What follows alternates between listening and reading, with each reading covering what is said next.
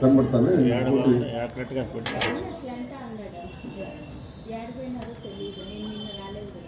Okay sir కనపడుతుందా sir okay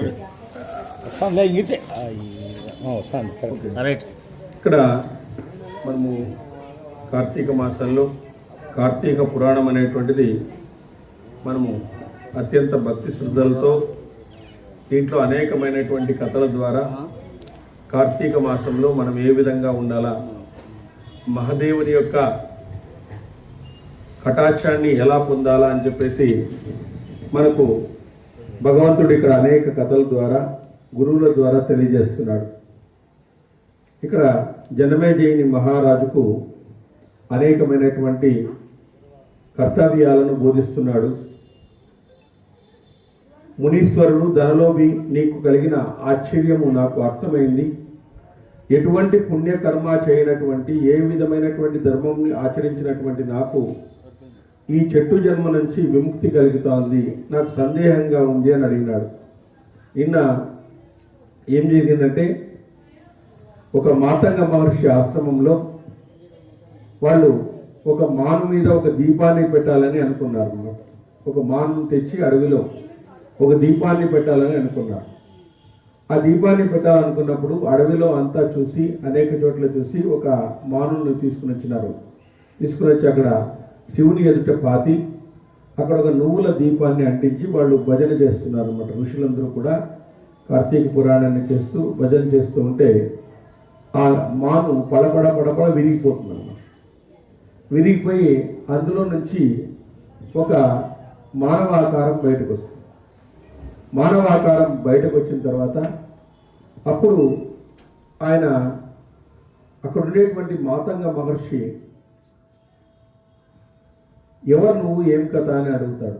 అడిగితే ఆయన ఏమంటాడంటే, నా పేరు ధనలోభుడు, నాకు సిరి సంపదలకు నాకు లోటు లేనటువంటి సంపన్నత కలిగినటువంటి వాడిని, నేను కులవృత్తిని చేయలేదు, కులాచారాలను పాటించలేదు, దాన ధర్మాలు అనేవి అసలే చేయలేదు, దైవ కార్యాలు ఊసేలేదు, నిరంకుశంగా నేను బ్రతికేటువంటి వాడిని, నా దగ్గరకు వచ్చినటువంటి వాళ్ళనందరినీ కూడా నేను ఈసరించుకునేటువంటి వాడిని, ఈ విధంగా నరక యాతనలు అనుభవించి నేను చనిపోయిన తర్వాత ఈ మానుగా పుట్టినాను అని చెప్తాడు. ఈ మానుగా నేను పుట్టినాను అని చెప్తాడు. మరి మీరందరూ ఈ మానును మీరు సెలెక్ట్ చేసుకోవడము, అదృష్టవశాత్తు ఈ మాన్నే సెలెక్ట్ చేసుకోవడము, తర్వాత దీని మీద నేతి దీపం పెట్టడం వల్ల నాకు కార్తీక మాసంలో పరమశివుని అనుగ్రహం కలిగి మళ్ళీ మానవ జన్మను మనకు భగవంతుడు ఇచ్చినాడు అని చెప్తాడు. అప్పుడు మాతంగ మహర్షి చెప్తాడు, జంతువునాం నరజన్మ దుర్లభం, జంతువుల్లో నరజన్మ లభించడం అనేటువంటి చాలా కష్టము. ఇప్పుడు మనము కులాచారాలు పాటించకపోయినా, మతాచారాలు పాటించకపోయినా, మన ధర్మాన్ని పాటించకపోయినా చూడండి మానుగా పుట్టడం కూడా జరుగుతుంది అన్నమాట. చూడండి ఇక్కడ చెప్తున్నాడు, మన కులాచారాలు మనం ఎక్కడైతే పుట్టినామో దాంట్లో ఆచారం ఏమి, దాంట్లో ఉండేటువంటి మనకు దేవుడు ఎవరు, కులా దేవుడిని మనము మొట్టమొదటిసారిగా మనం ప్రార్థించుకోవాలా, మిగతా దేవతలందరినీ గౌరవించాలి, అది వేరే విషయం. ఆ విధంగా కులాచారాలను మతాచారాలను వదిలిపెట్టి భ్రష్టత్వం పొందకూడదు. ఒక బ్రాహ్మణుడు అనుకోండి, ఆయన సంధ్యావందనం చేయాల, గాయత్రి మంత్రాన్ని చెప్పాలా, ధర్మాన్ని బోధించాలా, ఆయన కథ అంతే. ఎవరితో ఏమీ అడగకూడదు, ఇచ్చింది తీసుకోవాలా, ఎవరికి ప్రెజర్ పెట్టకూడదు, ఇచ్చింది తీసుకొని నలుగురికి పంచుతూ జ్ఞానాన్ని పంచాలా, అది ధర్మం. వయసు అనుకోండి, తక్కువ లాభంతో వ్యాపారం చేయాల, లాభం లేకుండా వ్యాపారం చేయమని కాదు, తక్కువ లాభం. 10 రూపాయల వస్తువు 20 రూపాయలకు అమ్ముకోవచ్చు. 10 రూపాయల వస్తువు 100 రూపాయలకు అమ్ముకోకూడదు, మళ్ళీ ఆ విధంగా చేయాల. ఎవరు? వైశ్యుడు, అది కుల ధర్మం. తర్వాత క్షత్రియుడు ఏం చేయాలా? రాజుగా ఉండి అందరినీ కాపాడాలి, రాజధర్మాన్ని నిర్వర్తించాల. అనేక మంది పండితుల్ని బ్రాహ్మణులు పిలిచి వాళ్ళకి ధర్మాన్ని చెప్పండి అని చెప్పి కూర్చోబెట్టాలి. అనేకమైనటువంటి పుణ్యకార్యాలు చేయాలి. శూద్రులు అనుకోండి, వాళ్ళు ఏం చేయాలా? సేవ చేయాలి. అక్కడ ఒక ప్రోగ్రాం జరుగుతుంది అనుకోండి, ఆ ప్రోగ్రాం సంబంధించిన ఏర్పాట్లన్నీ చేయాలి. వాళ్ళకి పుణ్యం వస్తుంది, ఇంకా ఎక్కువ పుణ్యం. అక్కడ ఒక ప్రోగ్రాం ఉందనుకోండి, ఆ ప్రోగ్రాంలో ఏం చేయాలా, ఎక్కడ ఎవరిని పిలిచాలా, ఎక్కడ ఎవరిని కూర్చోబెట్టాలా, ఆర్గనైజింగ్ అనమాట. అంతా ఆర్గనైజ్ చేయాలంతా, ఆర్గనైజ్ చేసి సక్సెస్ చేయాలి దాన్ని. అట్లా వాళ్ళు ఆ విధమైనటువంటి ఇది చేయాలన్నమాట. ఇట్లా మనం కులాచారాల్ని మతాచారాల్ని వదిలేస్తే ఇట్లా మానుగా, ఇట్లా జంతువులుగా ఈ విధంగా పుడతాము అని చెప్పేసి ఇక్కడ చెప్తున్నాడు. అది డౌట్ చెప్తున్నాడు. నేను ఏమీ చేయలేదు కదయ్యా, జన్మ అనేది చేసిన కర్మఫలం, కర్మల వల్లనే ఆత్మకు దేహం అనేది కలుగుతూ ఉంది. ఆత్మ ధరించిన దేహం వల్ల కర్మ నిర్వహణ జరుగుతుంది కనుక శరీరమే కర్మకు కారణమవుతుంది. కానీ అహంకారంతో ఆ ఆత్మ ఈ శరీరమే అని వ్యవహరిస్తూ ఉంటాము. మనం ఏం చేస్తున్నామంటే ఈ శరీరమే ఆత్మ అనుకుంటాము. ఆత్మ వేరే, శరీరాన్ని వేరే. ఆత్మ చైతన్యం కలిగినటువంటిది, ఈ శరీరాన్ని నడిపిస్తుండేది అదే. మనం శరీరమే ఆత్మ అనుకుంటాము, శరీరమే నడుస్తుంది అనుకుంటాము. శరీరం ఎప్పుడు నడచదు, లోపల నుండి ఆత్మ నుంచే నడుస్తాను. ఇప్పుడు బల్బ్ వేస్తే వెలుగుతుందా? స్విచ్ చేస్తేనే వెలుగుతుంది అనమాట.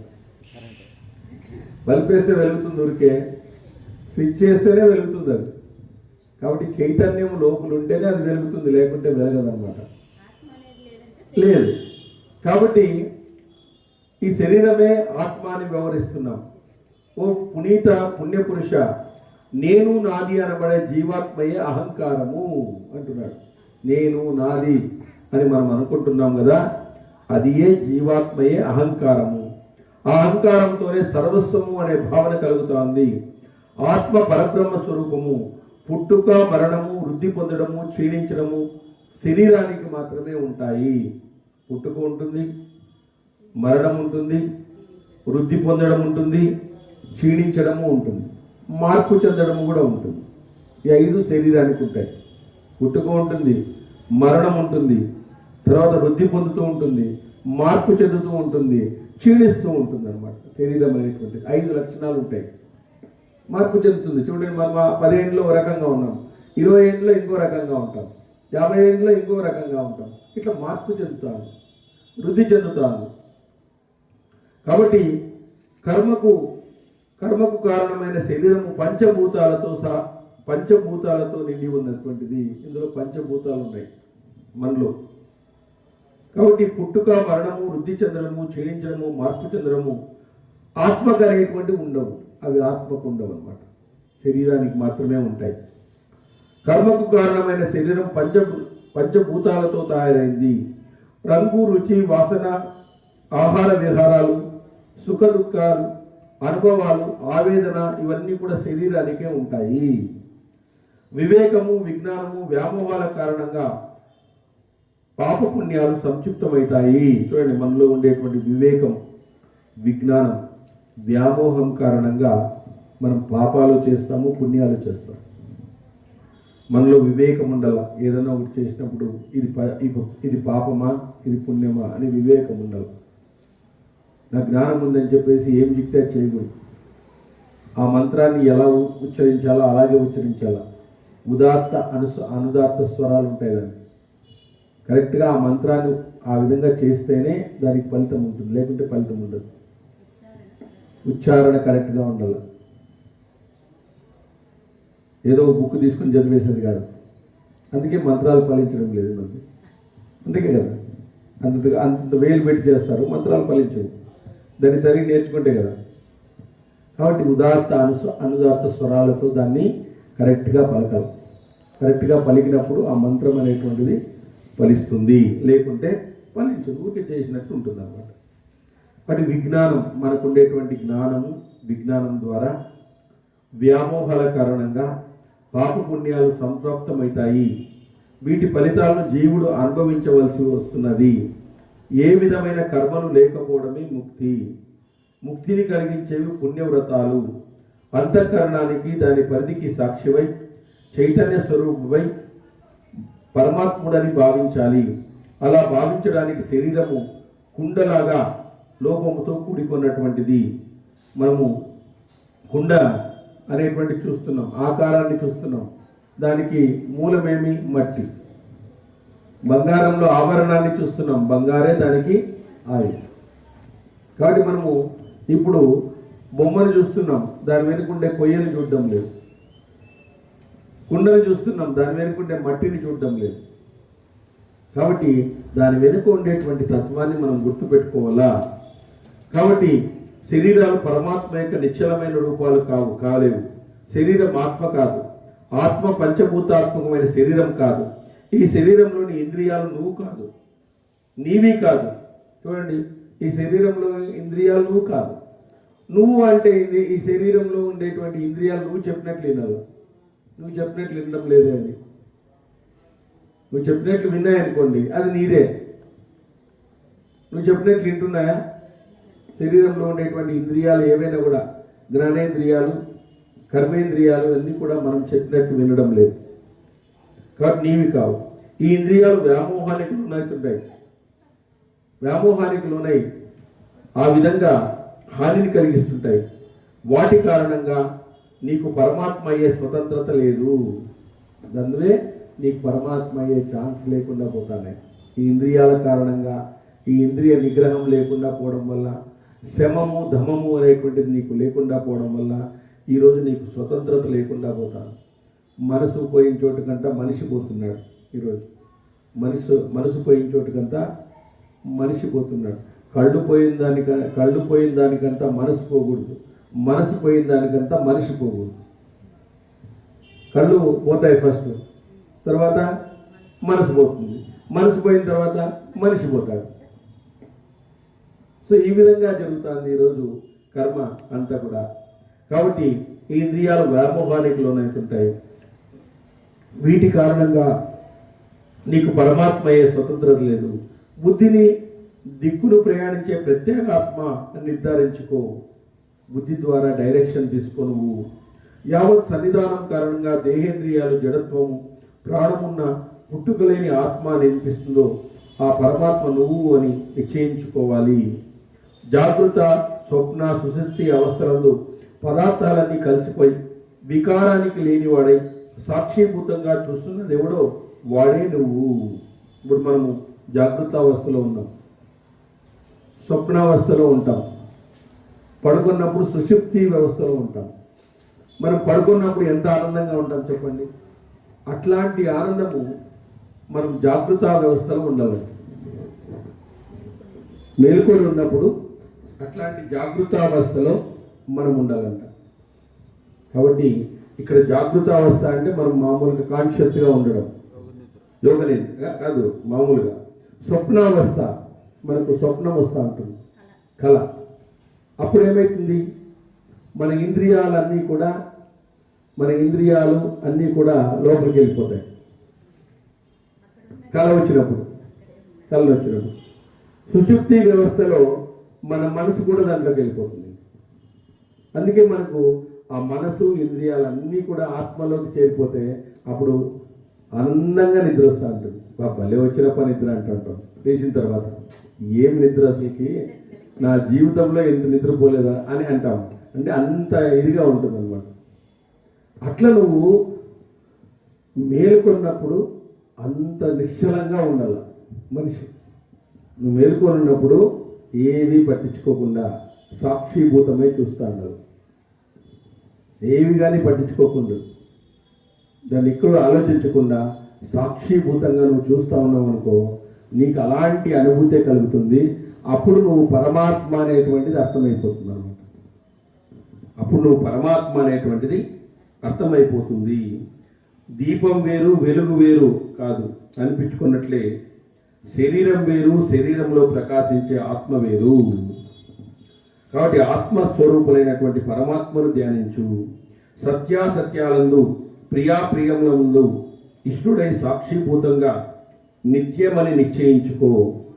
ఇంద్రియాలు, మనసు, ప్రాణము, అహంకారము, దేహము వీటన్నింటికంటే అతీతంగా 6 విధములైన వికారాలు లేకుండా ఉండేవాడే పరమాత్మ. 6 విధాల వికారాలు అతనికి ఉండవన్నమాట. వీటన్నింటికంటే అతీతుడుగా 6 విధాలైనటువంటి వికారాలు లేకుండా ఉండేవాడే పరమాత్మ. అజ్ఞానాంధకారం లేనిది, చెరగనిది, చెదరనిది, నిర్మలమైనది, సుఖ జ్ఞానం కలిగించున్నది ఆత్మస్వరూపం మాత్రమే. సుఖానికి ఆనందానికి అతీతమైనది సుఖము, ఆనందం కంటే సుఖానికి ఆనందానికి అతీతమైనటువంటిది ఆత్మ. పరిపూర్ణమైనది, శాశ్వతమైనది స్వరూపమే పరమాత్మ. సర్వజ్ఞత, సర్వ శక్తివంతము, సర్వ విస్తరణము ఇవి ఎవరికి ఉన్నాయో వాళ్ళు పరమాత్ముడు. సర్వజ్ఞత గొప్పవాడు, అతనే గొప్పవాడు, ఇంకొకరు లేరు. సర్వ వ్యాప్తికత్వం, సర్వము వ్యాపించి ఉన్నాడు ఆయన. సర్వశక్తివంతం, ఆయనే శక్తివంతుడు. ఇవన్నీ పరమాత్మకు ఉండేటువంటి లక్షణాలు. ఎవరికి సంబంధించి చెప్పబడినాయో అటువంటి పరమాత్మను అనుసరించి చేసే ఏ వస్తువు జ్ఞానమైనా, ఏ వస్తువు జ్ఞానం వల్ల పరిపూర్ణత జ్ఞానం కలుగుతుందని వేదాలు బోధిస్తున్నాయో అది పరబ్రహ్మమని, కర్మఫలదాయకమని, జీవులన్నిటికీ కారకమని సమస్త వేదరాతి ఉద్బోధిస్తోంది ఈరోజు. కాబట్టి పరమాత్మకు సంబంధించిన వ్యాఖ్యార్థాలు అర్థమయ్యే వరకు శమ దమాదులు గుణాలతో వినడానికి, అర్థం చేసుకోవడానికి ప్రయత్నించు. శమ దమాదుల గుణాలతో అంటే ఇంద్రియ నిగ్రహంతో, నువ్వు ఇంద్రియ నిగ్రహంతో అన్నిటినీ కూడా గుణాలతో వినడానికి, అర్థం చేసుకోవడానికి మనం ప్రయత్నించాలి. ప్రతిదీ కూడా కొంతమంది విని మనం వెళ్ళిపోతుంటాం. కానీ పరమాత్మకు ఉండేటువంటి గుణాలు సర్వజ్ఞత, సర్వవ్యాప్తకత్వము, సర్వశక్తివంతము, ఈ గుణాలు భగవంతునికి ఉన్నాయి. ఆ విధంగా నీలో కూడా ఆత్మజ్ఞానము వచ్చిందంటే ఆ విధమైనటువంటి లక్షణాలు ఉంటాయి.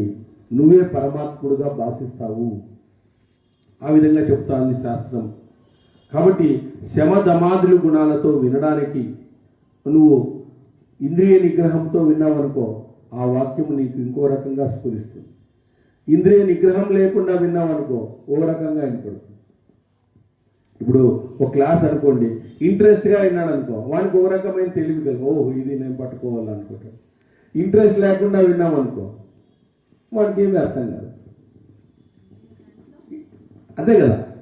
కాబట్టి మనం ఇష్టంతో విన్నామనుకో దాన్ని పట్టుకుంటాం. మనం ఇష్టం లేకుండా ఏదో విందాంలే అని వచ్చినామనుకోండి, అది మనకు పట్టుకునే ఛాన్స్ ఉండదు. కాబట్టి ఆ విధమైనటువంటి వినడానికి, అర్థం చేసుకోవడానికి ప్రయత్నించు. ఆత్మజ్ఞానం సంపాదించుకోవడమే పనులను ఆచరించాలి. నువ్వు ఏ ఆధ్యాత్మికతలో ఏమైనా పనులు ఆచరిస్తున్నావంటే ఆత్మజ్ఞానము సంపాదించుకోవడానికే పనులను ఆచరిస్తూ ఉండాలి. నీకు ఆత్మజ్ఞానము తప్ప వేరే దానికి నువ్వు వేరే దానికోసం దాన్ని ఏదైనా యూజ్ చేసినా, ఏదైనా చేసినావు అనుకోండి, దానివల్ల ఫలితం లేదు. నువ్వు ఏది చేసినా, పూజ చేసినా, జపం చేసినా, ధ్యానము చేసినా, వ్రతము చేసినా, యాగము చేసినా, హోమము చేసినా నాకు దీనిలో నుంచి జ్ఞానం రావాలి, ఇంద్రియ నిగ్రహం రావాలి, శమధమాదులు నాకు రావాలి అనేటువంటి ఒక లక్ష్యముతో నువ్వు ఉండాలి. ఈ యాగం చేస్తే ఎంతమంది చూస్తారు, ఎంతమంది దక్షిణ ఇస్తారు, నాకు అవి ఎంతమంది ఇవేస్తారు, అవి నీకు అవసరం లేదు. అవి వస్తాయి నీకు, దాన్ని ఎక్స్పెక్ట్ చేయొద్దు నువ్వు. కాబట్టి more expectation is more frustration అంటారు భగవద్గీతలో. నువ్వు ఎక్కువ ఎక్స్పెక్ట్ చేసిన కొద్దీ ఫ్రస్ట్రేషన్ ఎక్కువైతుంది, అసంతృప్తి ఎక్కువైపోతుంది. అంటే మనం ఏది ఎక్స్పెక్ట్ చేయకూడదు, ఏది మనము ఎక్స్పెక్ట్ చేయకూడదు. మనకి ఇది కావాలని ఎక్స్పెక్ట్ చేయకూడదు. మనకి ఏం కావాలో ఆల్రెడీ రాసిపెట్టి ఇవ్వలేదు. నీకు వద్దన్నా అది వస్తుంది, నీకు వద్దన్నా కూడా వచ్చేస్తుంది. నీకు కావాలంటే అది రాదు. అది కావాలంటే రాదు. ఇప్పుడు ఎవరో ఆయన ఒక 1500 కోట్లు అప్పు చేసి వెళ్ళిపోయినాడంట. ఆయన 1500 కోట్లు బాగుండేటువంటి ఆయన దుబాయ్కి వెళ్ళిపోయినాడంట. ఆయనతో తీసుకొని వెళ్ళిపోయిన తర్వాత ఓ 10-15 సంవత్సరాల తర్వాత మర్చిపోయినాడంట. ఆయన ఇంక ఈడ్లే ఆయన వదిలేసినాడు. ఆయన ఎక్కడున్నాడు, అబ్స్కాండెడ్ అయిపోయినాడు. 15-20 తర్వాత ఆ 15,000 కోట్లు తీసుకుని ఆయన మంచి బిజినెస్ పెట్టుకున్నాడంట ఎక్కడో. అక్కడ ఒక స్వామీజీ వచ్చినాడంట. ఆ స్వామీజీ వస్తే ఆ స్వామీజీ చెప్పినాడంట, ఇట్లా అప్పులు ఎగరగొట్టకూడదు ఎవరికి కానీ అని చెప్పేసి ఆయనకి చెప్తున్నాడంట. అప్పుడు ఆయనకి ఏమైందంటే ఆయన 1,00,000 కోట్లు సంపాదించినాడండి ఈ 15,000 కోట్లతో. అప్పుడేం చేసినాడంటే ఈ 15,000 కోట్లు ఇస్తానని ఫోన్ చేసినాడంట ఆయనకి ఎదుర్కొని. స్వామి నేను చాలా వీడు ఆనందపడిపోయానంట. అసలు నేను మర్చిపోయినాను కదరా, అసలు 15,000 కోట్లు ఇవి వస్తాయంటే ఇది భగవంతుని లీల కదా, ఇంతకంటే ఏమన్నా ఉందా? నేను 15,000 కోట్లు నీకు ఇస్తాను, నువ్వు ఎక్కడున్నావో చెప్పు, నేనే వచ్చి తీసుకొని ఇస్తాను అని చెప్పి నీ 15,000 కోట్లతో నేను 1,00,000 కోట్లు సంపాదించుకున్నాను కాబట్టి నేను ఇస్తాను అని చెప్పి ఆయన చేసినాడు అన్నమాట. కాబట్టి ఆ విధంగా రావాల్సింది ఉంటే నీకు ఇంట్లోకే వచ్చిస్తారనమాట. కాబట్టి ఎప్పుడు కూడా మనము ఆ విధంగా చేయకూడదు. కాబట్టి ఇక్కడ అదే చెప్తుండే చూడండి. కాబట్టి మనం ఏ పని చేసినా ఆత్మజ్ఞానం కోసమే ఆచరించాలి. పొందిన ఉపయోగాలకు తగినంగా యథావిధిగా కర్మలు ఆచరిస్తే ఆ కర్మల వల్ల జన్మము ధరిస్తుంది. పొందిన ఉపదేశాలకు తగిన విధంగా మనం ఏదైతే ఉపదేశం వింటున్నామో దానికి తగిన విధంగా కర్మల్ని మనం ఆచరించాలి. చూడండి, పొందిన ఉపదేశాలకు తగిన విధంగా యథావిధంగా కర్మల్ని ఆచరిస్తే ఆ కర్మల వలన జన్మ తరిస్తుంది. భగవంతుడు ఏం చెప్పినాడు, ఏమి కర్మ చేయమని చెప్పినాడు, ఆ కర్మను నువ్వు చెయ్యి. ఎందుకంటే భగవంతుడు నీ కర్మలో, ఇప్పుడు సపోజు ఒక ఒత్తి ఉందనుకోండి, ఒత్తిలో నూనె అయిపోతుందనుకోండి, దీపంలో నూనె అయిపోతుందనుకోండి, అప్పుడు ఒత్తి ఏమైతుంది, చిన్నగా అయిపోతుంది. అదే కర్మలో పవిత్రత లోపిస్తే ఆ విధంగా తయారైంది. కర్మలో పవిత్రత లోపించకూడదు, పవిత్రత ఉండాల. ఏ కర్మ చేసినా కూడా పవిత్రమైనటువంటి మనసుతో, మంచి మనసుతో, ఇది భగవంతుని కోసం నేను చేస్తున్నాను, వేరే వాళ్ళ కోసం కాదు, ఎవరో మెప్పు కోసం కాదు, ఎవరో అనుకోవడానికి కోసం కాదు అని కర్మలో పవిత్రత అనేటువంటిది లోపం ఉండకూడదు. పవిత్రత లోపిస్తే భగవద్ అనుగ్రహం ఉండదు. పవిత్రత లోపిస్తే భగవద్ అనుగ్రహం మనకు ఉండదు. కాబట్టి పవిత్రతగా ఉండాలా.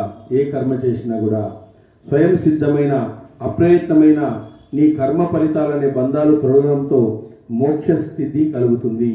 అన్నీ నేను చూస్తున్నాను, అన్నీ నావే, అంతా నాదే, నేనే గొప్ప అనే భావనలను విడిచిపెట్టి మనసును నడిపించేవాడు ఉన్నాడు. మనసును నడిపించేటువంటి వాడు, మన దేహాన్ని నడిపించేటువంటి వాడు ఒకడున్నాడని తెలుసుకో.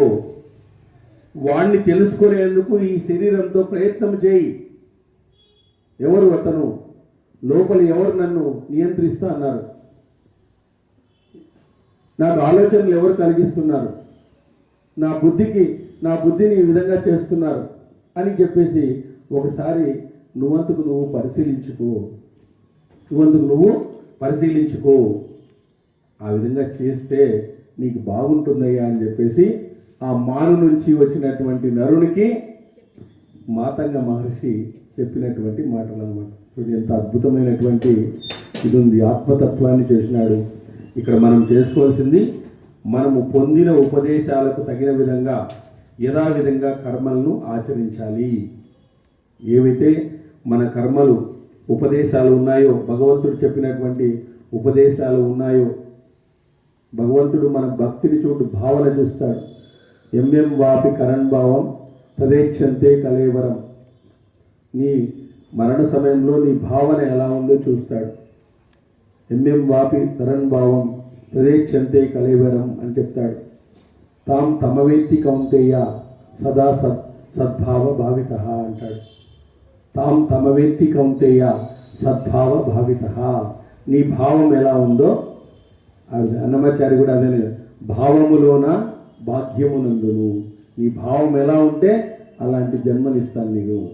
నీ భావన వేరే రకంగా ఉందనుకో, ఇంక నీకు ఆ జన్మని నేను ఇవ్వను. ఇంత జన్మ ఇచ్చిన తర్వాత, ఇన్నేళ్ళు ఇన్ని గురువులు ఇచ్చిన తర్వాత నీ భావనే మారలేదు నీకు, నేనేమి ఇచ్చేది అని చెప్పేసి. అతను పడుకొని ఉన్నాడంట పాపం. పడుకొని ఉంటే ఇంకా చనిపోతాడని చెప్పేసి ముసలాయన డాక్టర్లు అందరూ వచ్చి చెప్తానంటే ఈయన చనిపోతాడప్ప, తులసి తీర్థం అంతా వేయండి అని చెప్పేసి. ఆయన ఒక ఇనుము కొట్టు పెట్టుకున్నాడంట, ఇనుము ఐరన్ షాప్ పెట్టుకున్నాడంట. ఐరన్ షాప్ పెట్టుకున్నారు. ముగ్గురు కొడుకులు దగ్గరగానే ఉన్నారు. ఇక తులసి తీర్థం వేయండి, ఈయన బతికేది కష్టము, మాట్లాడుతున్నాడు, ఆయన పోతాడు ఖచ్చితంగా అని చెప్పేసినారంట డాక్టర్లు. ఇంకెక్కడ హాస్పిటల్కి ఏం పిలిచిరావద్దండి అని చెప్పినాడు. అప్పుడు ఆయన మాట్లాడుతున్నాడంట, మాట్లాడడానికి ప్రయత్నిస్తున్నాడంట. ఈ ముగ్గురు కొడుకులు ఏం మాట్లాడతాడో, ఎక్కడ డబ్బులు పెట్టినాడో, ఏదైనా చెప్తాడేమో అని చెప్పేసి వీళ్ళ ఆశ. ఎట్లన్నా మాట్లాడాలని ట్రై చేపిస్తున్నారంట.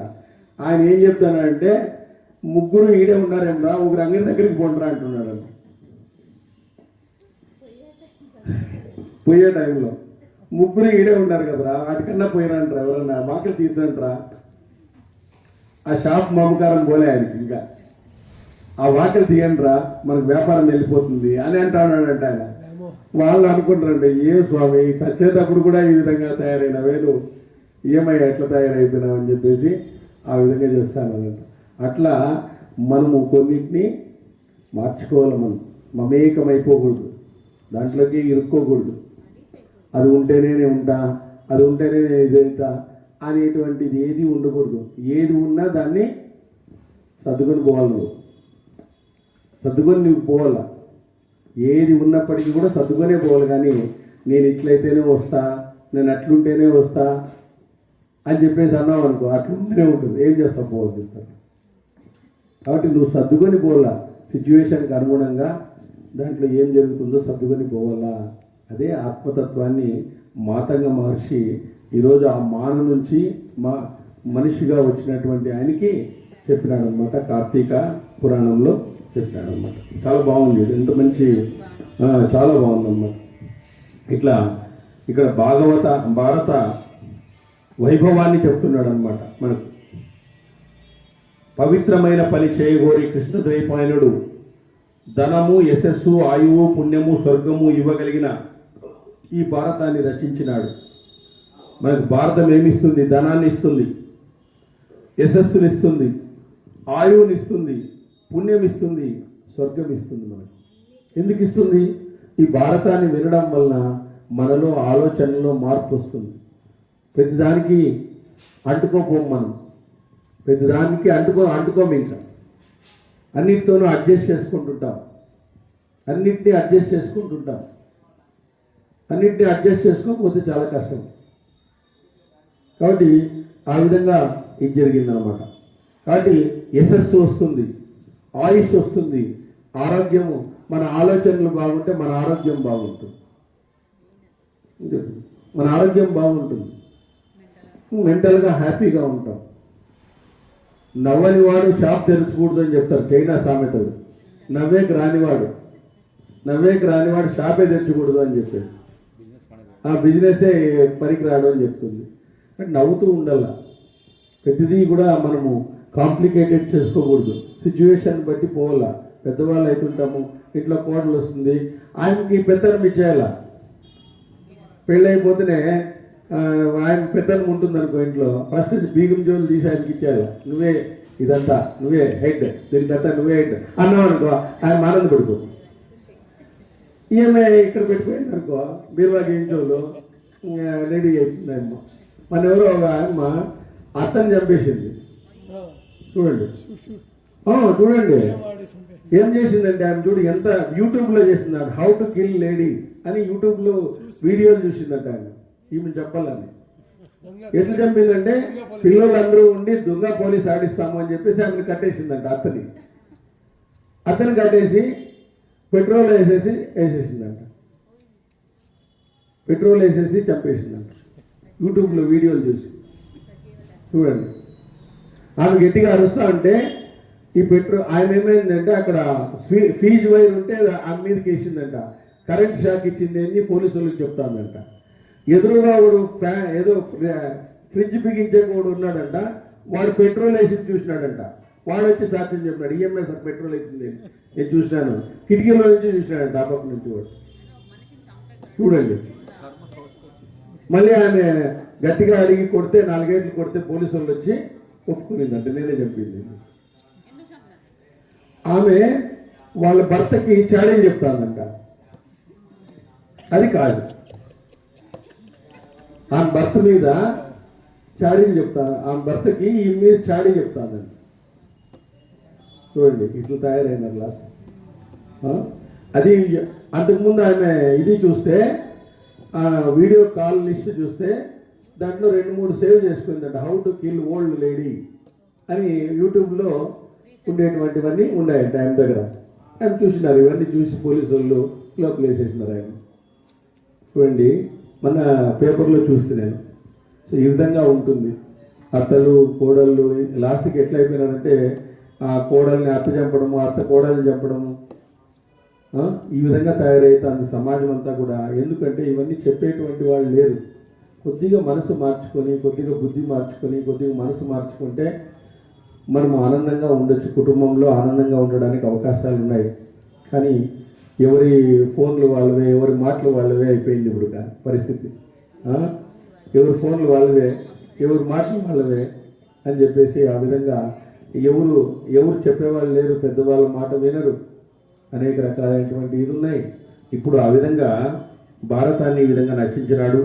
లోకంలో మహాత్ములైన పాండవుల కీర్తిని వ్యాపింపజేస్తూ వారితో పాటు సంపద తేజస్సు గల ఇతర రాజుల కీర్తిని, అన్ని విద్యలు అభ్యసించి కర్మనిష్ఠులైన వారిని కీర్తిని లోకంలో వ్యాపింపజేసినాడు. పాండవుల యొక్క గొప్పతనాన్ని తెలియజేసినాడు.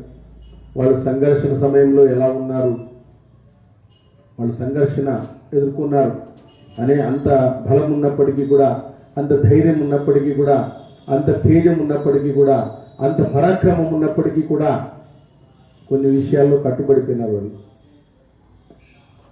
కొన్ని విషయాల్లో కట్టుబడిపోయినారు. మరి కొన్ని దాంట్లో కట్టుబడిపోయినారు. వాళ్ళకి లేకనా ఆ రోజు వాళ్ళు అనుకుంటే చెప్పలేరా? కౌరవులు చెప్పలేరా?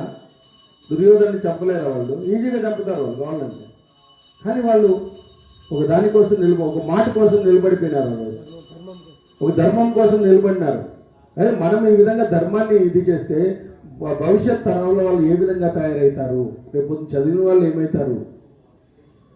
బలం ఉందని, పరాక్రమం ఉందని మన ఇష్టానుసారం చేసేదే మనమంతా కూడా.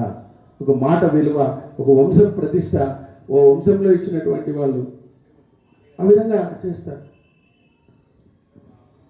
కాబట్టి ఆ విధంగా మనకు చెప్పడం అనేటువంటి జరుగుతుంది. పుణ్యం కొరకు పవిత్రమైనటువంటి బ్రాహ్మణులకు దీన్ని వినిపించినాడు. సనాతన ధర్మాన్ని ఆచరించిన వాళ్ళు అవుతారు. కాబట్టి నియమంతో పవిత్రమైన ఈ భారతాన్ని అధ్యయనం చేసినటువంటి వాళ్ళకి వృద్ధి చెందుతుంది, వాళ్ళ వంశం వృద్ధి చెందుతుంది. అతడు ఈ లోకంలో మిక్కిలి పూజించబడతాడు. వర్షాకాలం 4 నెలలు చదివితే అన్ని పాపాల నుంచి విముక్తుడైతాడు. భారతాన్ని పఠించిన వాడు వేద పారంగతుడైతాడంట. ఆ విధంగా చెప్పినారు. దేవతలు, రాజర్షులు, పవిత్రులు, బ్రహ్మర్షులు, పాప నిర్ముఖులు ఇందులో కీర్తించబడుతూ ఉన్నారు. శ్రీకృష్ణ భగవానుడు కూడా కీర్తించబడుతూ ఉన్నాడు ఈ భారతంలో. దేవేశుడైనటువంటి ఈశ్వరుడు, పార్వతి, పలువురు తల్లులు గల కార్తికేయుని జననం ఇందులో వర్ణించబడింది. అందరూ వచ్చినారు ఇందులో. బ్రాహ్మణుల యొక్క గోవు యొక్క మహత్యము, బ్రాహ్మణుల యొక్క మహత్యము, గోవుల యొక్క మహత్యము చెప్పబడింది. సర్వవేద సమూహము ఈ భారతాన్ని ధర్మబుద్ధితో వినాలి. మనం ఎలా వినాలి అంటే ధర్మబుద్ధితో వినాలి, అసూయ లేకుండా వినాలంట. అసూయ పడకూడదంట. అసూయ లేకుండా వినాలి, ధర్మబుద్ధితో వినాలి. నేను ధర్మాన్ని పాటిస్తాను ఇంక నుంచి అని చెప్పేసి వినాలంట. పర్వదినాల్లో బ్రాహ్మణులకు వినిపించిన విద్వాంసులు పాప విముక్తులై స్వర్గాన్ని జయించి శాశ్వతమైన బ్రహ్మాన్ని చేరుకుంటారు. చూడండి, ఈ మహాభారతాన్ని విన్న రాజు సమస్త భూమండలాన్ని పొందుతాడు. సమస్త భూమండలాన్ని. గర్భవతి పుత్రుని కంటుంది. కన్యకు శీఘ్రంగా, గర్భవతి అయినటువంటి వాళ్ళు పుత్రుని కంటుందంట.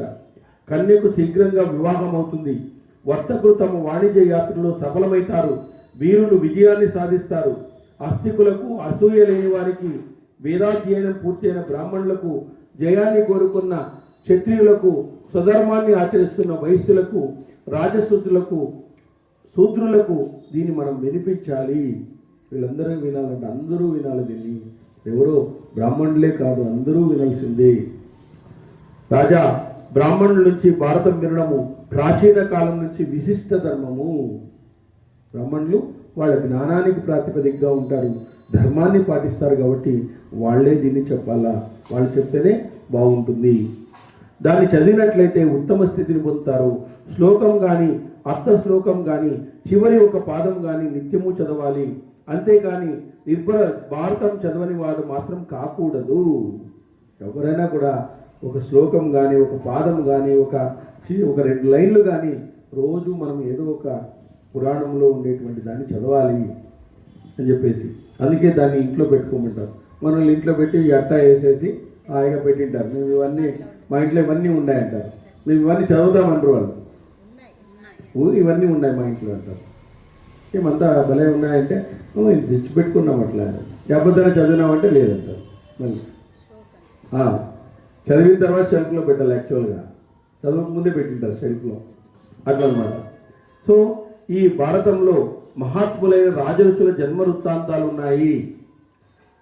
అనేక ఉత్తమమైన మంత్రాంగ విధానం ఉంది. ఎట్లా ఒక సమస్యను ఎట్లా హ్యాండిల్ చేశారు వాళ్ళు, ఒక సమస్య వస్తే దాన్ని ఎలా హ్యాండిల్ చేసినారు. కాబట్టి ఉత్తమమైన మంత్రాంగ విధానం ఉందంటే ఇందులో అనేక దర్శనాలకు లోబడి ధర్మము చెప్పబడింది. విచిత్రమైన యుద్ధాలు వర్ణించబడినాయి. రాజుల వృద్ధి వర్ణించబడింది. ఋషులు, గంధర్వులు, రాక్షసులు, వీరి యొక్క కర్మలు, వీరి యొక్క కథలు విషయ ప్రాధాన్యత బట్టి విస్తారంగా చెప్పబడినాయి. పవిత్ర తీర్థాలు, దేశాలు, వనాలు, పర్వతాలు, నదులు, వీటిని గురించి చెప్పబడింది ఇక్కడంతా కూడా. పవిత్రమైన పురాలు, ఉపచారాలు, అలౌకిక పరాక్రమాలు, సత్కార్యాలు, రథ, అశ్వ, గజ బలాలను ఏర్పాటు చేయడం, యుద్ధ కౌశలం, యుద్ధం ఎలా చేయాలా అసలుకి, అనేకమైన విన్యాసాలు, యుద్ధాల్లో విన్యాసాలు ఎలా ఉంటాయి ఇవన్నీ చెప్పినారంట. శాసన సమయంలో బ్రాహ్మణులకు చివరిగా ఈ భారతంలోని ఒక శ్లోకం పాదం వినిపించిన అక్షయ ఫలితాన్ని ఇస్తుందంట. పితృకర్మలకు అక్షయ ఫలితాన్ని ఇస్తుందంట. ఏదన్నా మనము శ్రాద్ధ కర్మ చేసేటప్పుడు మనం ఒక శ్లోకాన్ని వినిపిస్తే చాలంట, వాళ్ళకి అక్షయం అవుతుందంట. మన యొక్క పూర్వీకులు ఉంటారు కదా, పితృదేవతలు, వాళ్ళు మనకి అక్షయం చేసేస్తారు అన్నమాట. అక్షయం అంటే మనకు అంతులేనటువంటి సంపద వస్తుందన్నమాట. అంత సంపద వస్తుందంట. ఇంద్రియాలతో కానీ మనసుతో కానీ తెలిసి కానీ తెలియక కానీ ఏ రోజు చేసిన పాపం ఆ రోజే భారతం వినడం వల్ల పోతుంది. ఈరోజు నువ్వు పాపం చేసినావు అనుకో, భారతం విన్నావు వెళ్ళిపోయినట్లే. అది మళ్ళీ భారతం వింటే పాపం చేయకూడదు. అది తెలిసి కానీ తెలియక కానీ అది రాకూడదు. మళ్ళీ అది రాకూడదు. మళ్ళీ ఎట్లా సాయంత్రం ఎట్లా భారతం వింటాం కదా, హాయిగా ఇది చేసుకుని వస్తాము, ఎవరైనా బాగా తిట్టేసి వస్తామని చెప్పి తిట్టేసి రాకూడదు. మళ్ళీ అట్లాగా తెలిసి కానీ తెలియక కానీ ఇంద్రియాలతో కానీ మనసుతో కానీ తెలిసి కానీ తెలియక కానీ మనకు తెలియకుండా ఏదైనా ఒక పాపం చేసినామనుకోండి, ఆ రోజు భారత వ్యాఖ్యానాన్ని వినడం వల్ల అది నశించిపోతుంది అని చెప్పినాడు.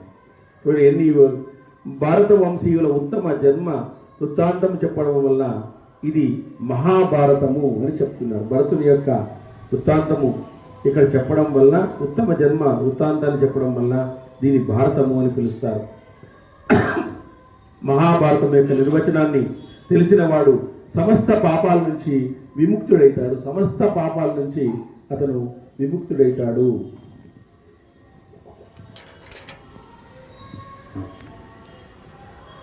భారతాన్ని ఏమంటారంటే మహత్వాత్ భారవత్వాత్ అంటారు. మహత్వాత్ భారవత్వాత్ అంటే మహత్తు గలది, చాలా బరువుగా ఉండేటువంటిదంట భారతం.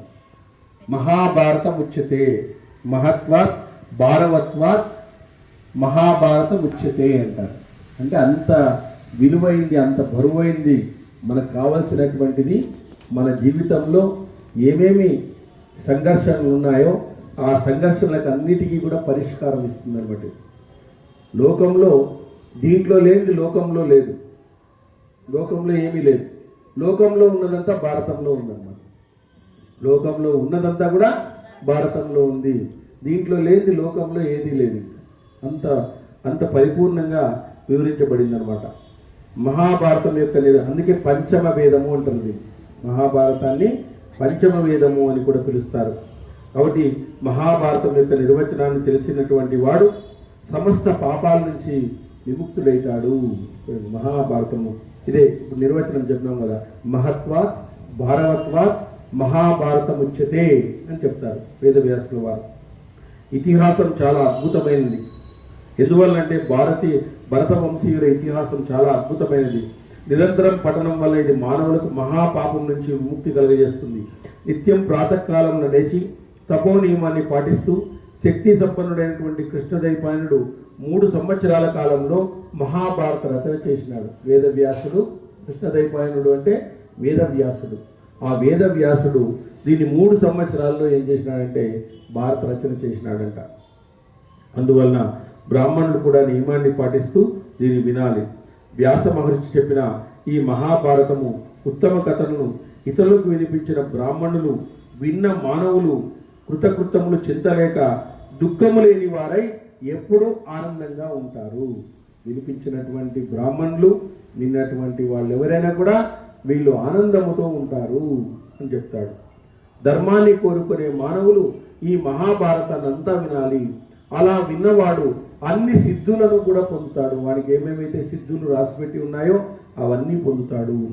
మిక్కిలి పవిత్రమైన ఈ ఇతిహాసాన్ని వినడం వలన పొందే తృప్తి, ఆనందము నీకు స్వర్గమునకు వెళ్ళినా రాదు. నీకు స్వర్గానికి వెళ్ళినా కూడా అంత ఆనందం రాదంట. దీన్ని వినడం వల్ల వచ్చేటువంటి తృప్తి. మంచి నడవడిక గల మానవుడు అద్భుతమైన ఈ మహాభారతాన్ని విన్నా వినిపించినా రాజసూయ అశ్వమేధ యాగాలు చేసినటువంటి ఫలితాన్ని పొందుతాడు. రాజసూయ యాగము, అశ్వమేధ యాగం మనం కలియుగంలో చేయలేం, ఒక చిన్న పూజ చేయలేం ఒక్కోసారి. కాబట్టి అట్లాంటి ఫలితాన్ని పొందుతాడంట. సముద్రాన్ని, మేరు పర్వతాన్ని రత్ననిధి అన్నట్లే ఈ మహాభారతాన్ని రత్ననిధి అంటారు. ఇది వేదాలతో సమానమైనది, పవిత్రమైనది, శ్రేష్టమైనది, వినదగినది, వినుటకు ఇంపైనది, శీలాన్ని మెరుగుపరుస్తుంది, మనిషిని పవిత్రత చేస్తుంది, కర్మలో పవిత్రతను తీసుకుని వస్తుంది. మనం చేసే కర్మలో పవిత్రతను తీసుకుని వస్తుంది అన్నమాట. రాజా, ఈ మహాభారతం చెప్పేవానికి ఇచ్చినట్లయితే సముద్ర మేకలైనటువంటి భూమండలాన్ని దానము చేసిన ఫలితం వస్తుందండి. చెప్పేవానికి నాకు ఈ భూమండలాన్ని దానం చేసిన ఫలితం వస్తుందంట. ఏదో మాకు యా పుణ్యమో ఇది, మరి ఇది ఏ పుణ్యమో ఏమో మాకు ఇవ్వడం జరిగింది. ఇట్లాంటి స్థానాన్ని ఊరికే రాదు, భగవంతుడు ఎన్నో పుణ్యాలు చేసింటే ఈ విధంగా ఇస్తున్నారు. మీలాంటి గొప్ప వాళ్ళకు చెప్పడం కూడా ఒక పుణ్యమే. బాగా వింటున్నటువంటి మీలాంటి గొప్ప వాళ్లకు చెప్పడం కూడా మేము పుణ్యం చేసుకున్నట్లే. అది ఆ విధంగా ఫలితాత్మజ, నేను చెప్పే దివ్యమైన ఈ కథను సమగ్రంగా విను. మిక్కిలి ఆనందాన్ని, విజయాన్ని, పుణ్యాన్ని కలిగిస్తుంది. కృష్ణద్వైపాయనుడు 3 సంవత్సరాల నిత్యోత్సవముతో అద్భుతమైనటువంటి మహారచన కావించినాడు. కాబట్టి భరత శ్రేష్ఠ, ఇది ధర్మ, అర్థ, కామ, మోక్షాల విషయంలో ఇందులో ఉన్నది ఎక్కడైనా ఉంటుంది, ఇందులో లేనిది బయట ఎక్కడా ఉండదు. అదే వచ్చింది చూడండి. ధర్మే చాస్తే కామేశ మోక్షే భరశస్పవ యది హస్తే తదన్యాత ఎనే హస్తిన తత్తత్ క్వచిత్ అంటాడు. అంటే ఇందులో ఉన్న బయట ప్రపంచంలో ఉన్నదంతా కూడా భారతంలో ఉంది. భారతంలో లేనిది ఏది ప్రపంచంలో లేదు, కనబడదు. నువ్వు ఏ సంఘటన చూసినా అది భారతానికి సంబంధించే ఉంటుందన్నమాట. ఏ సంఘటన విన్నా, ఏదన్నా నువ్వు చర్చించుకున్నా అది భారతానికి సంబంధించే ఉంటుంది. కాబట్టి వైశంపాయనుడు ఎలా అన్నాడు, జనమేజయ, నిత్యము ధర్మం ఆచరిస్తూ వేటకు వెళ్ళడం నియమంగా పెట్టుకున్న ఉపచరుతుడనేటువంటి రాజు ఉండేటువంటి వాడు జనమేజయునికి చెప్తున్నాడు. జనమేజయుడే అడుగుతాండేది, వేదవ్యాస మహర్షిని అడుగుతున్నాడు. ఆ విధంగా అడిగితే అప్పుడు వైశంపాయనునికి చెప్తాడు. వేదవ్యాసుడు తన శిష్యుడైనటువంటి వైశంపాయనికి చెప్తాడు, నేను చెప్పిన కథ అంతా కూడా అతనికి సరిగా చెప్పబోయా జనమేజయునికి. జనమేజయుడు సంఘర్షణలో ఉంటాడు. ఆ సంఘర్షణ మనసులో ఆ విధమైనటువంటి సంఘర్షణ ఉంటుంది ఆయనకి. ఆ సంఘర్షణ వలన ఇలాంటి కథను వినాలా, మా పూర్వీకుల యొక్క కథను వినాలా అని చెప్పేసి ఆయన తహతగలాడుతుంటాడు. అప్పుడు వైశంపాయనుడు ఇలా అన్నాడు, జనమేజయ, నిత్యము ధర్మం ఆచరిస్తూ వేటకు వెళ్ళడం నియమంగా పెట్టుకున్న ఉపచరితుడు అనేటువంటి రాజు ఉండేవాడు. పౌరవనందనుడైనటువంటి ఉపచరితుడు ఇంద్రుడి సలహాను చేది రాజ్యాన్ని స్వీకరించినాడు. ఈయన చేది రాజ్యాన్ని స్వీకరించినాడు. శస్త్రాన్ని వదిలి ఆశ్రమంలో తపోనిష్టలో ఉన్న అతన్ని చూసి ఈ రాజు తన తపస్సుతో ఇంద్ర పదవికి అర్హుడవుతాడని భావించి ఇంద్రాది దేవతలంతా అతన్ని సమీపించి శాంతిపూర్వకంగా అతని చేత తపస్సును మాన్పించినారు. చూడండి, ఇది చేది రాజ్యాన్ని స్వీకరించినాడు. ఈయన శస్త్రాన్ని వదిలి ఆశ్రమంలో తపోనిష్ఠుడుగా ఉన్న అతన్ని చూసి ఈ రాజు తన తపస్సుతో ఇంద్ర పదవిని అర్హుడైతాడు అని చెప్పేసి ఇంద్రాది దేవతలంతా అతన్ని సమీపించి శాంతిపూర్వకంగా అతని చేత తపస్సు మాన్పించినారు. దేవతలు ఇలా అన్నారు, రాజా, ఈ భూమి మీద ధర్మము సంకరం కాకూడదు. నువ్వు ధర్మాన్ని ఆచరిస్తే లోకమంతా ధర్మాన్ని ఆచరిస్తుంది అని చెప్పినారు. ఇంద్రుడు ఇలా అన్నాడు, రాజా, ఈ లోకంలో నిత్యము సావధానుడై ధర్మాన్ని రక్షించు. అలా ధర్మయుక్తుడివై నువ్వు శాశ్వత పుణ్యలోకాలకు పొందుతావు అని చెప్తున్నారు. వీళ్ళిద్దరి మధ్య సంభాషణ. నరాధిప, స్వర్గంలో ఉండే నాకు భూమిపై ఉండే నువ్వు మిత్రుడవు. ఈ భూమిపై నీకు ఇష్టమైన అందమైన దేశంలో నువ్వు ఉండవచ్చు. చేది దేశము పశువులకు హితమైనది, పవిత్రమైనది, ధనధాన్య రాసులు గలది, స్వర్గం వలె రక్షింపదగింది, సౌమ్యమైనది, భూసంపదమైన భోగ భాగ్యాలతో కూడి ఉన్నది, సంపన్నమైనది, ధనరాశులతో బంగారముతో నిండినది. కావున నువ్వు అక్కడ నివసించు. అక్కడ పల్లెలన్నీ ధర్మశీలం కలిగి సత్పురుషులంతా సంతోషంగా ఉంటారు. స్వేచ్ఛగా సంచరించేవారు కూడా అసత్యం ఆడరు. ఇక తక్కిన విషయం చెప్పాలా, పేదవారి హితము కోరి పుత్రులు తల్లిదండ్రుల నుంచి విడిపోరు. ఎద్దులపైన భారాన్ని మోపరు. కృషించిన ఎద్దులను దయతో పోషిస్తారు. చేది దేశంలో అందరూ వారి వారి ధర్మాలను అనుసరిస్తారు. ముల్లోకాలలో జరిగింది నీకు తెలియదంటూ ఏమీ లేదు. కాబట్టి నువ్వు వెళ్ళి హాయిగా చేది రాజ్యాన్ని స్వీకరించయ్యా. ఈ ఇంద్ర పదవికి ఎందుకు నువ్వు పోటీ పడతావు అనేటువంటి దీన్ని వాళ్ళు చెప్తున్నారు అన్నమాట. ఈ విమానాన్ని నీకు ఇస్తున్నాను. ఈ స్ఫటిక నిర్మితం, దేవతలు మాత్రమే ఉపయోగించేది. ఇది నీకు ఆకాశంలో సదా సిద్ధంగా ఉంటుంది. మానవులందరిలో నువ్వు ఒక్కడే శ్రేష్టమైన ఈ విమానాన్ని ఎక్కి రూపుదాల్చిన దేవుడిలాగా ఆకాశంలో సంచరించగలుగుతావు. ఆ విధంగా వాడని పశుపాలుండే వైజయంతి అనే మాల నీకు ఇస్తున్నాను. ఈ యుద్ధంలో ఆయుధాల వల్ల దెబ్బ తగలకుండా చేస్తుంది. వైజయంతి మాల అనేటువంటిది. రాజా, ఇంద్రమాలగా ప్రఖ్యాతిగాంచిన ఈ మాల చాలా గొప్పది. దీన్ని పోలినది వేరొకటి లేదు.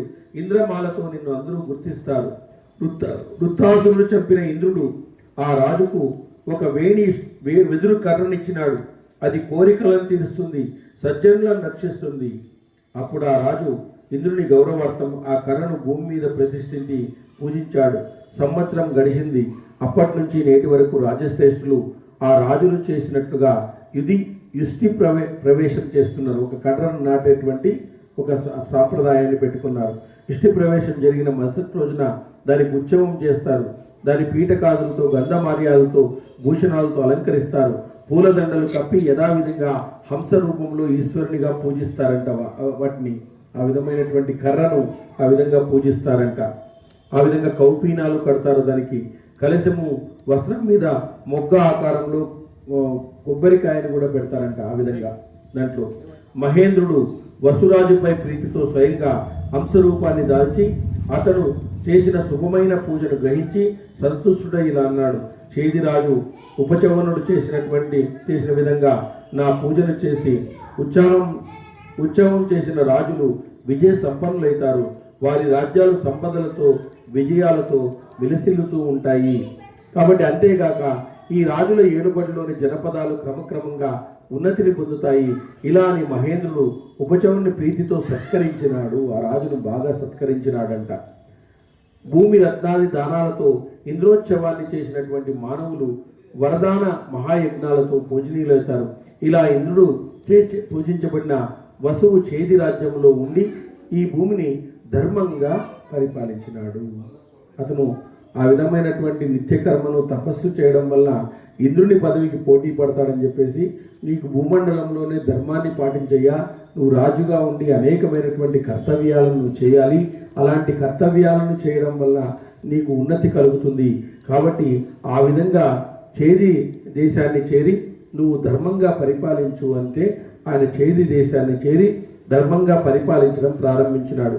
ఇంద్రుని మీద ప్రీతితో తేజరాజైనటువంటి వసువు ప్రతి సంవత్సరము ఇంద్రోత్సవం చేస్తున్నాడు.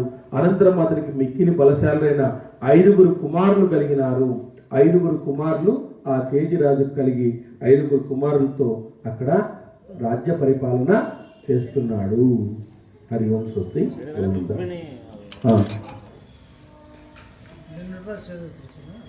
పిన్న ఒక లైన్ చదవలేదు. అక్కడ ఒక కథ చెప్తుంది అంతే, కార్తీక మాసం. ఇప్పుడు చెప్తే ఆ కథ చదవలేదు. కంటిన్యూషన్.